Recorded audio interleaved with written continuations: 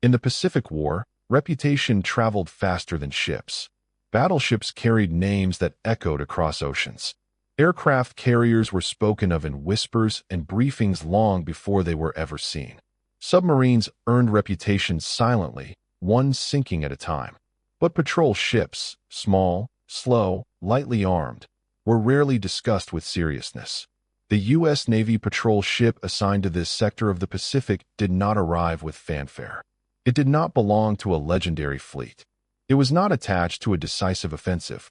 Its orders were routine, almost forgettable: patrol assigned waters, escort when needed, observe, listen, report. On paper, the ship was a defensive tool, not an offensive one. It was short in length compared to destroyers. Its deck guns were modest. Its silhouette lacked intimidation. It was built for endurance and range, not speed or firepower. To officers accustomed to capital ships and fleet actions, this patrol vessel barely qualified as a warship. Its crew reflected the same status. Most were young. Some had transferred from training commands. Others had never fired a weapon in combat. There were no aces aboard, no celebrated officers, no names that would appear in newspapers. Their uniforms were worn but undecorated. Their experience was measured in hours at sea rather than battles fought. Yet every man aboard understood the nature of the waters they patrolled. This stretch of ocean had become dangerous not because of surface fleets, but because of what moved beneath it. Japanese submarines operated here with growing confidence. They stalked shipping lanes, attacked transports, and disappeared without warning. Their presence forced convoys to reroute and slow down. Each successful patrol emboldened their commanders. In Japanese naval doctrine, submarines were elite instruments. Crews were experienced. Commanders were aggressive. Their targets were valuable and carefully chosen. And this small U.S. patrol ship was not one of them. Japanese officers reviewing reconnaissance reports saw the patrol ship's designation and tonnage. They noted its presence briefly, then dismissed it. Compared to destroyers or fleet escorts, it was insignificant. Engaging it was unnecessary. Avoiding it was easy. Some officers reportedly joked about it during briefings. Others regarded it as a nuisance rather than a threat. It was something to ignore, not fear. The patrol ship continued its routine. Day after day, it moved slowly through assigned sectors. Sonar operators remained at their stations for hours at a time, headphones pressed tight, straining to distinguish mechanical echoes from ocean noise. The work was monotonous, mentally exhausting, and often unrewarding. False contacts were common. Whales, drifting debris, thermoclines, all could mimic submarine signatures. Experienced sonar operators learned restraint. Reacting too quickly wasted depth charges and revealed positions. Discipline mattered more than aggression. The ship's captain enforced this discipline relentlessly. No depth charge was deployed without confirmation. No maneuver was rushed. Every contact was logged, cross-checked, and discussed. Some crew members found the caution frustrating. Others came to respect it. While Japanese submarines hunted aggressively, this patrol ship hunted patiently. And patience, in anti-submarine warfare, was often misunderstood by those who relied on speed and power. From the bridge, the ocean appeared empty. No enemy ships. No smoke on the horizon. Just endless water and sky. To an outside observer, it would have seemed like wasted effort. But beneath the surface, sound carried everything. Propeller rhythms, pressure changes, the faint hum of engines adjusting depth. These were the clues the patrol ship relied on. Not sightings, not dramatic encounters, just sound. Japanese submarines occasionally surfaced at distance, confident in their ability to dive before danger approached. When they spotted the patrol ship, they rarely altered course. It was too slow to chase, too lightly armed to threaten them at depth. At least, that was the assumption. What the submarines could not see was how carefully they were being studied. Every encounter, no matter how brief, taught the patrol ship's crew something new. Sonar signatures were memorized. Behavioral patterns were noted. The ship learned how submarines moved through its sector, how long they lingered, how they reacted to patrol patterns. The ocean, slowly, became predictable. Japanese officers continued to underestimate the patrol ship because nothing dramatic happened. At first, No explosions. No emergency transmissions. No confirmed losses. And so the laughter continued. The patrol ship became a familiar presence in the region, but familiarity bred complacency. Japanese submarine commanders operated with confidence born of success. Early months of the war had favored them. Shipping losses mounted. Convoys struggled to adapt. Escorts were stretched thin across vast distances. Against this backdrop, a single small patrol ship did not register as a serious obstacle. From beneath the surface, the ship appeared predictable. Its patrol routes repeated. Its speed remained constant. It did not rush towards sonar contacts the way inexperienced crews often did. To submarine commanders, this restraint suggested caution bordering on incompetence. They misread discipline as weakness. Submarine captains recorded sightings of the patrol ship in logs, often noting it briefly before submerging and continuing their mission. Some commanders allowed their boats to remain at periscope depth longer than usual when the patrol ship was nearby, confident it posed no real danger. This confidence was reinforced by doctrine. Japanese submarines were trained to evade destroyers and fast escorts equipped with advanced detection equipment. Patrol craft were considered secondary threats. Their sonar was assumed inferior. Their crews were assumed inexperienced. In wardrooms and briefings, dismissive language crept in. The patrol ship was referred to as small, slow, and harmless. Some officers joked that it was better suited to coastal training than open ocean warfare. Meanwhile, aboard the patrol ship, there was no laughter. The crew felt the pressure of their assignment acutely. They knew they were operating in waters frequented by submarines that had already claimed lives and ships. Every watch carried the expectation that contact could come at any moment. Sonar operators rotated shifts carefully. Fatigue was managed aggressively. Training drills were repeated until responses became automatic. There was no room for improvisation under stress. The ship's captain emphasized one rule above all others: do not reveal your position unless necessary. Depth charges were not thrown blindly. Speed was not increased recklessly. The ship maintained an unassuming presence, blending into routine patterns that discouraged aggressive responses. This approach, intentional or not, reinforced enemy misconceptions. Japanese submarines began to treat the patrol ship as background noise. Some commanders even adjusted routes minimally, confident they could pass beneath or around it without incident. The ocean, however, is unforgiving to assumptions. Submarine operations relied on precise coordination. Battery life, air supply, and navigational accuracy left little margin for error. Remaining submerged too long or surfacing at the wrong time could prove fatal. The patrol ship's consistent presence forced submarines into subtle compromises. Slight course adjustments, extended submerged periods, delayed attacks, individually insignificant decisions that accumulated over time. None of this was dramatic. None of it warranted alarm, until the first submarine failed to report back. Initially, the absence barely registered. Wartime losses were expected. Mechanical failures occurred. Weather disrupted communication. A single missing submarine did not signal catastrophe. Japanese command listed the vessel as overdue, then presumed lost to accident or unreported engagement elsewhere. The patrol ship's log for that period showed nothing remarkable. A sonar contact noted. Depth charges deployed conservatively. No confirmed results. No celebration. The second submarine's disappearance introduced uncertainty. 2 losses in proximity suggested a pattern, but confirmation was elusive. Without wreckage or survivor accounts, speculation filled the gaps. Enemy action was considered but not prioritized. The patrol ship remained listed as insignificant. Japanese officers continued to underestimate it because confirmation bias worked in their favor. They expected small ships to fail, so evidence to the contrary was discounted. The patrol ship continued its work, unaware of the larger implications. Crew members noticed fewer contacts over time. The ocean felt emptier. Sonar screens showed long stretches of quiet punctuated by occasional ambiguous signals. Some sailors believed the submarines had moved elsewhere. Others suspected they were adapting. No one imagined they were already winning. The first silence was easy to ignore. In wartime, Silence was common. Radios failed. Weather disrupted transmission schedules.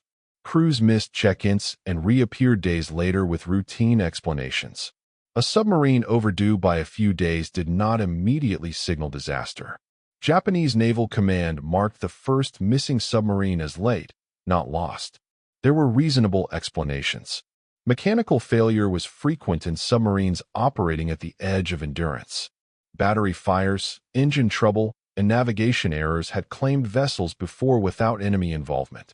The ocean was unforgiving, and submarines lived on borrowed time beneath it. But as days passed, silence stretched. No coded signals. No position reports. No emergency transmission. The patrol ship operating in that sector filed its routine logs. Sonar contacts had been noted, nothing unusual. A few ambiguous echoes. One brief sequence of returns consistent with a submerged hull. Depth charges deployed according to procedure. No visible debris. No oil slicks. Nothing that would justify attention. When a second submarine failed to report back from a nearby patrol zone, concern crept in. 2 submarines missing in proximity was unusual, though still explainable. Commanders debated possibilities. Some argued the losses were unrelated. Others suspected enemy action but could not identify a credible attacker. American destroyers were accounted for elsewhere. Carrier task forces were operating far from the area. No known engagement had been reported. The small patrol ship appeared again in reports, but only peripherally. Its presence was noted, then dismissed. The assumption persisted. A ship of that size could not be responsible for multiple submarine losses. This assumption delayed recognition of what was happening. Meanwhile, the patrol ship's crew sensed a change. Sonar operators noticed fewer contacts. The water seemed quieter, emptier. Long stretches passed without even ambiguous returns. When contacts did appear, they behaved differently. Shorter durations, abrupt course changes, sudden dives. Submarines were becoming cautious. The patrol ship adjusted nothing. Its course remained steady. Its speed unchanged. Patrol patterns continued as before. To an outside observer, the ship appeared oblivious to any shift in enemy behavior. In reality, the crew was documenting everything. Patterns emerged. Contacts appeared at similar depths. Movements suggested submarines were lingering rather than transiting quickly. Some contacts ended abruptly in ways that did not resemble evasive maneuvers. Depth charge usage increased slightly, but still conservatively. The captain refused to deviate from procedure. Success in anti-submarine warfare often led crews to overconfidence. Overconfidence led to mistakes. The ship would not make that mistake. The third submarine vanished during this period of heightened tension. By now, Japanese command could no longer dismiss coincidence. 3 losses clustered in time and geography demanded explanation. Reconnaissance aircraft were dispatched to survey the area. They reported nothing unusual. No wreckage. No surface engagements. The patrol ship was observed conducting routine operations, indistinguishable from dozens of similar vessels across the theater. Submarine commanders began receiving new instructions. Avoid lingering near patrol craft, regardless of size. Increase distance. Limit periscope exposure. Report any contact immediately. Fear entered the equation. The ocean became hostile not because of visible enemies, but because of uncertainty. Submarines were designed to strike unseen, but now something unseen was hunting them. The patrol ship's sonar room became the center of gravity. Operators rotated shifts more frequently. Fatigue management became critical. Small mistakes in interpretation could mean missed opportunities or false alarms that revealed position. During one long watch, a faint return appeared at the edge of detection. The operator hesitated. The echo was weak, intermittent, easily dismissed as thermal layering. Procedure demanded confirmation. The ship adjusted course slightly. Speed remained constant. The echo strengthened. The captain authorized a limited depth charge pattern. The ocean answered with silence. No debris surfaced. No explosion echoed. But the contact never returned. Days later, Japanese command added another submarine to the list of missing vessels. For submarines now unaccounted for. This time, there was no laughter. Analysts pored over maps and timelines. They overlaid patrol routes with lost locations. Slowly, reluctantly, a pattern emerged. The small patrol ship appeared repeatedly near each disappearance. Not dramatically, not directly, but consistently. The conclusion was uncomfortable. The ship they had dismissed might be responsible. Japanese officers struggled with this possibility. Accepting it meant admitting a failure of doctrine and judgment. It meant acknowledging that discipline and patience had outperformed firepower and prestige. Submarine commanders reacted by altering tactics. Routes were shifted, patrol zones avoided. Some missions were delayed or reassigned. The patrol ship noticed fewer encounters. Its effectiveness had reached a point where deterrence replaced destruction. The crew never celebrated. They were not informed of confirmed kills. Anti-submarine warfare rarely offered certainty. Success was measured in absence rather than evidence. The ocean around them had grown quiet. Too quiet. And in that silence, the true cost of underestimation became clear. By the time the fourth submarine failed to return, denial was no longer possible. Japanese Naval Command did not announce the losses publicly. Submarine warfare depended on morale and secrecy. Acknowledging repeated unexplained disappearances risked spreading doubt among crews already operating under extreme conditions. Instead, the losses were recorded quietly, buried in reports marked unconfirmed and under investigation. But inside command rooms, concern turned into tension. For submarines had vanished within a relatively confined operational area. No distress signals had been received. No wreckage had been sighted. No enemy fleet action had been reported. The usual explanations, mechanical failure, navigation error, accidental collision, no longer satisfied analysts. The pattern was undeniable. Maps were redrawn. Patrol zones were overlaid with submarine routes. Each loss intersected with the same area of water. And in that area, one vessel appeared repeatedly. The small U.S. patrol ship. It still seemed implausible. The ship lacked the speed to pursue a submarine aggressively. Its armament was limited. Its sonar, while functional, was not considered advanced. Nothing about it matched the profile of a submarine killer. Yet evidence pointed to it. Japanese reconnaissance aircraft were ordered to observe the patrol ship more closely. Pilots reported nothing alarming. The ship moved steadily, followed predictable routes, and showed no signs of heightened alert. There were no sudden speed changes, no aggressive maneuvering, no visible damage from engagements. It looked ordinary. That ordinariness became unsettling. Submarine commanders began altering behavior. Periscope exposure was reduced. Engagements were delayed or canceled if the patrol ship was nearby. Some captains chose to surface only at night, accepting navigational risk rather than sonar detection. The patrol ship noticed the change immediately. Contacts became shorter and less frequent. Submarines no longer lingered.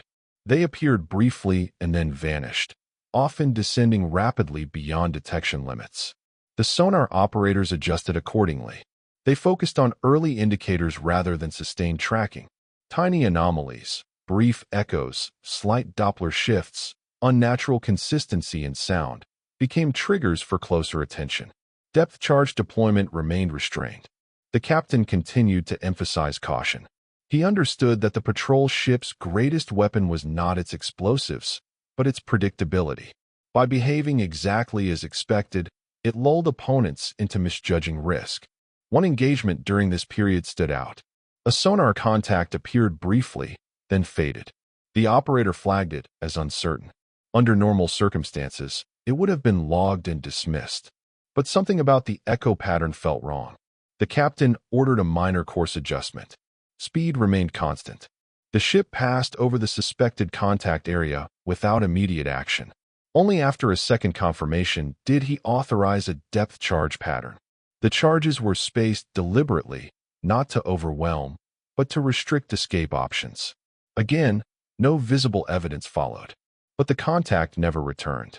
Japanese command added another mark to the loss chart. By now, the patrol ship's presence had altered strategic planning. Submarine routes were redirected. Some patrols were shortened. Others were reassigned entirely. The patrol ship did not know this. Its crew continued to operate under the assumption that failure remained possible at any moment. Anti-submarine warfare offered no guarantees. A single mistake, a misread echo, a delayed response, could reverse fortunes instantly. Fatigue accumulated. Crew members slept in short intervals. Sonar operators rotated constantly. The mental strain of listening for faint sounds in a hostile ocean took its toll. Still, discipline held. The ship's logs during this period remained unemotional. Contacts recorded. Actions taken. Results unknown. There was no language of victory. Only professionalism. Japanese officers struggled to explain the losses to themselves. Accepting the patrol ship's effectiveness required re-examining assumptions about naval hierarchy. It suggested that small, well-trained crews could achieve results disproportionate to their equipment. This was not an easy conclusion to accept. Post-war analysis would later confirm what wartime commanders resisted, that the patrol ship's success stemmed from its refusal to behave like a hunter. It did not chase. It did not rush. It did not reveal itself unnecessarily. It waited. By the end of this phase, the patrol ship sector had become one of the quietest stretches of ocean in the region. Shipping losses decreased. Submarine sightings dropped sharply. Convoys passed with fewer incidents. Japanese officers did not speak of the patrol ship with laughter anymore. They spoke of it cautiously, if at all. By the time Japanese Naval Command fully understood what had happened, there was little left to respond to. The losses could no longer be categorized as accidents. For submarines, crewed by trained officers and veteran sailors, had vanished in a region that had suddenly become hostile, not because of overwhelming force, but because of consistency. There were no dramatic battle reports to analyze, no intercepted radio transmissions, no eyewitness accounts. The patrol ship had left no obvious signature of its success. That absence frustrated planners. Submarine warfare depended on data. Torpedo launches were logged. Attacks were measured. Survivors told stories. Here, there was only silence and probability. A disappearance without explanation was difficult to counter. Japanese officers quietly revised operational guidelines. Submarines were instructed to avoid lingering in patrol-heavy sectors, regardless of the size of enemy vessels present. Periscope depth operations were shortened. Some commanders were ordered to disengage immediately upon detecting sonar activity, even if the source appeared insignificant. The psychological shift was profound. Submarines that once hunted aggressively now moved cautiously. Missions were executed with increased restraint. Opportunities were passed up rather than risk exposure. This shift did not win headlines, but it saved lives. For the patrol ship, the change manifested as emptiness. Days passed without contacts. Weeks went by with little sonar activity. The ship continued its patrols, maintaining the same routes, the same speed, the same routines. Nothing outwardly changed. The crew did not know they had reshaped enemy behavior. They assumed the submarines had moved elsewhere. There was no confirmation of kills. Anti-submarine warfare rarely provided certainty. Even when explosions were felt or pressure waves detected, success could not be assumed. Crews learned to temper optimism. The patrol ship's captain discouraged speculation. "Do the job," he reminded them. "The ocean will tell us the rest." Eventually, orders arrived. The patrol ship was reassigned to another sector. No explanation was given. There was no ceremony. No commendation announced to the crew. The ship simply weighed anchor and departed. In its logs, the patrol period was summarized in unemotional language. Patrols completed, contacts investigated, operations conducted as ordered. The crew disembarked quietly. Some were transferred to other ships. Others went on leave. A few returned to training roles, passing on lessons learned to crews who would never know where those lessons originated. The patrol ship itself faded into obscurity. After the war, official histories focused on fleet engagements, carrier battles, and decisive offensives. Small patrol vessels rarely appeared in narratives meant for public consumption. Their work was unglamorous, their victories invisible. But among analysts, the story endured. Post-war examination of submarine losses revealed correlations that wartime commanders had only suspected. The patrol ship sector showed a concentration of unexplained disappearances. Its operational logs matched the timing of losses with unsettling precision. The conclusion was unavoidable. A ship considered too small to matter had imposed control over its waters. Not through power, not through speed, but through discipline. Japanese officers who survived the war spoke cautiously about the period. Some acknowledged underestimating enemy patrol craft. Others framed the losses as lessons learned too late. The laughter, once present in briefings and conversations, was never mentioned again. For the patrol ship's crew, the war moved on. Some never spoke of their service. Others struggled to explain it. How did you describe victory when there was nothing to point to? No wreckage, no flags, no moments frozen in photographs. Only absence. In war, absence could be the greatest achievement. The patrol ship did not sink for submarines in a single battle. It did not achieve fame through a dramatic last stand. It simply did its job, every day, the same way, without deviation. And because of that, for submarines never returned. That was enough.